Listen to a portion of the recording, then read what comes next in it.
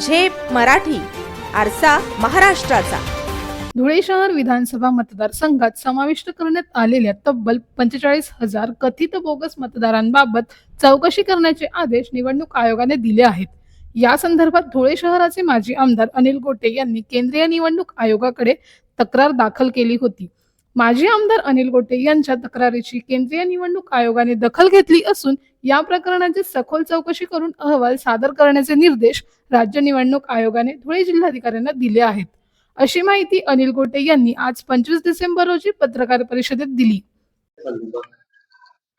देशामध्ये पहिल्यांदा अशी घटना घडली की 45,000 बोगस मतदार आहेत धुळे शहरामध्ये.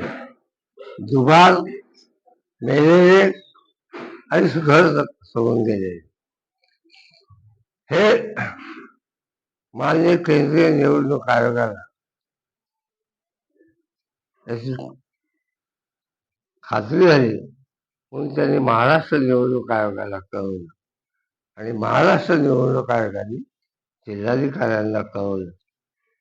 हे तातडीने यातलेली दोषी असतील त्यांच्यावर कारवाई करा आणि कारवाईचा अहवाल ताबडतोब पाठवा. धुळे शहर विधानसभा मतदारसंघात मोठ्या प्रमाणावर मतदार नोंदणीतील अनियमितता झाल्याचा आरोप करण्यात आला असून या चौकशीमुळे मतदार यादीतील पारदर्शकतेबाबतचे प्रश्न ऐरणीवर आले आहेत. संबंधित मतदारांची वास्तव तपासणी, पत्त्यांची पडताळणी तसेच नोंदणी प्रक्रिया योग्यरित्या पार पाडली का याबाबत चौकशी करण्यात येणार असल्याचे समजते. दरम्यान चौकशी अहवालाच्या आधारे पुढील कारवाई केली जाणार असून या प्रकरणाकडे राजकीय वर्तुळाचे लक्ष लागले आहे. अशाच वेगळ्या आणि ताज्या बातम्यांसाठी पाहत रहा झेप मराठी, आरसा महाराष्ट्राचा. संपादक प्राध्यापक अनिल चव्हाण, धुळे.